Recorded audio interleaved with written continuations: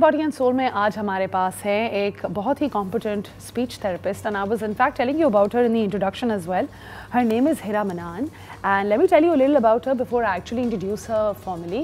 She is an ENT and she does OPDs in Aga Khan as well. She's a speech therapist and a director of Pakistan Center for Special Needs as well. और वो आज हमसे आके बात करेंगे about speech therapy. देखें, speech therapy भी एक बहुत वास्ट टॉपिक होता है. Speech therapy consists of not just your articulation disorders, it consists of कि आपके लैंग्वेज अगर डिले हो जाए. Like I was mentioning my own son experience that as well. So you know when we talk about this segment I think काफ़ी mums ये experience करती हैं, तो ये सेगमेंट ज़रूर उनको हेल्प करेगा. काफ़ी लोगों को फ्लुएंसी डिसऑर्डर्स होते हैं, वॉइस डिसऑर्डर्स होते हैं, and it's basically something that requires a lot of skill. So Hira is here to talk to us today.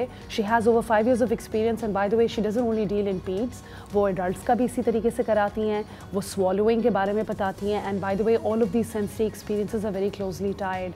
So on that note हम इसको और expand करेंगे, but let me introduce her to the show. Welcome to the show Hira Manan. How Hi Rija, अस्सलाम वालेकुम. कैसी हैं आप? I'm perfectly fine. Perfectly fine.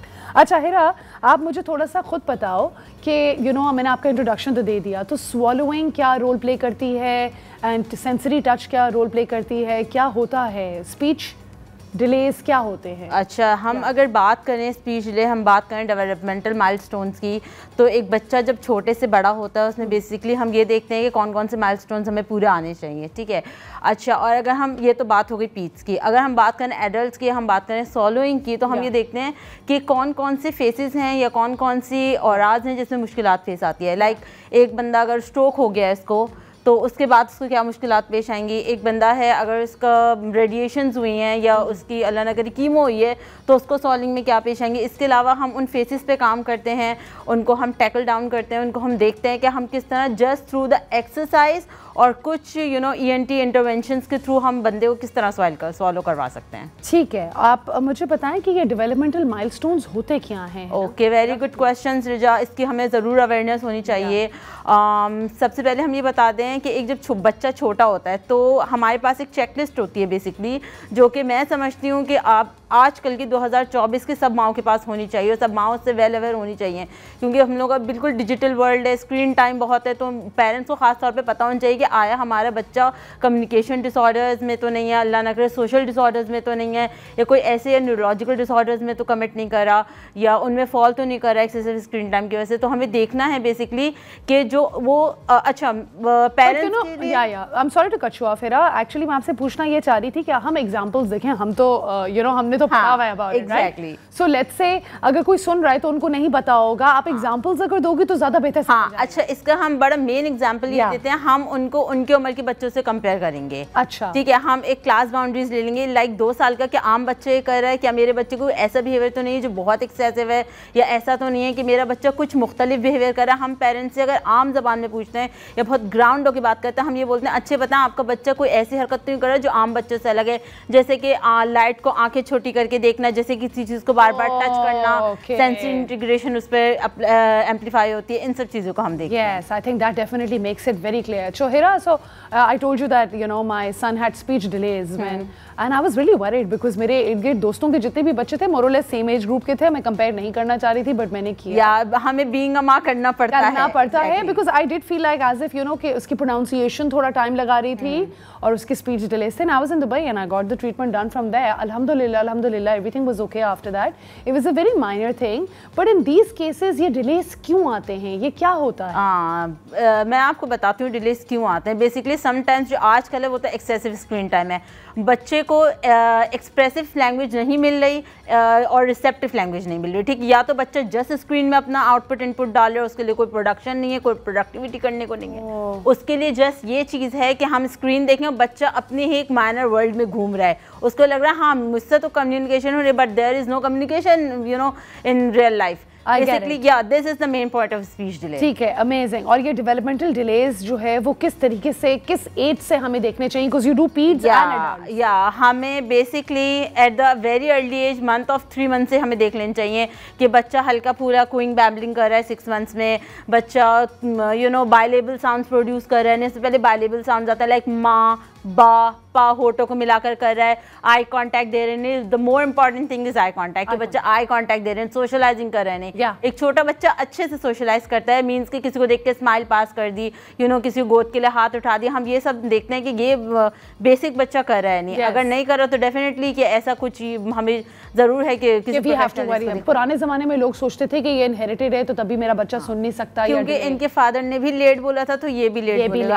हम ये नहीं देखते कि हम बेसिकली प्रोफेशनली से देखने अंडरलाइंग कंडीशन कुछ और है, वो सिचुएशन कुछ और है। ये पेरेंट्स वाली हिस्ट्री डायरेक्ट कम अप नहीं हुई है। Okay great, thank you for fixing that. I am sure लोग सोचते होंगे। अच्छा, आपको क्या लगता है एज अप्रोप्रिएट बिहेवियर्स क्या होते हैं जनरली बच्चों? हाँ बिल्कुल, देखिए जैसे मैंने आपको इससे पहले एग्जांपल दी, हम हमेशा जिन पेरेंट्स को नहीं पता माइलस्टोन्स अचीवमेंट क्या है, जिनको नहीं पता डेवलपमेंटल क्या है, सोशल क्या है और इसके अलावा सेंसरीज क्या है, वो बस ये देख लें कि उनके कि आम बच्चों के लिहाज से उनका बच्चा उस दौड़ में है या नहीं है। अच्छा, ठीक है। लाइक मैं आपको बताती हूँ, बच्चा 18 मंथ्स में एक बच्चा अगर चल ले तो बेटर है, 18 मंथ्स के बाद चले इट मीन्स को वो रेड फ्लैग है। अच्छा, 6 मंथ से लेकर 12 मंथ तक बैठ जाए दैट्स ओके। अगर उससे ज़्यादा लेट कर रहा है बैठने में तो उसका मतलब ये रेड फ्लैग है। एंड बोलने में देखिए हमारे आर्टिकुलेशन एरर्स तो रहते हैं काफ़ी अरसे तक, क्योंकि बच्चे का 8 ईयर्स तक ही तकरीबन मुंह का स्ट्रक्चर अगर हम कहें तो बन रहा होता है कम्प्लीटली ना।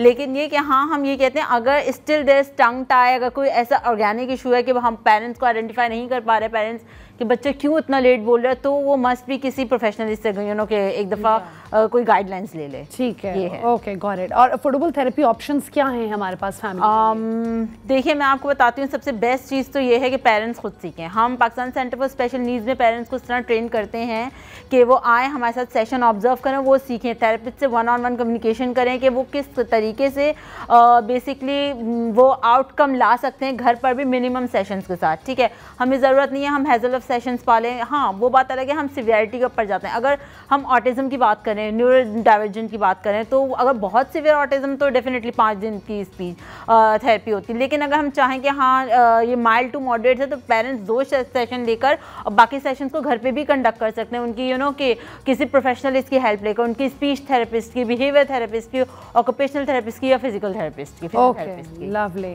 अच्छा आप मुझे बताएं कि give me an example perhaps कि जब पेरेंट्स आके ऑब्जर्व करते हैं अपने बच्चों को in therapy, does that help the parents and the kids और डज द थेरेपी का प्रोसेस थोड़ा ज़्यादा इफेक्टिव हो जाता है? एग्जैक्टली इफेक्टिव होता है। लेकिन आप ये देखें हम जो 24 घंटे में बच्चा घर पे सफ़र कर रहा है या घर पे वो रह रहा है, वो हम हाफ एन आवर या 40 मिनट्स में कंप्लीट नहीं करवा सकते, 1 आवर में भी इवन के नहीं करवा सकते।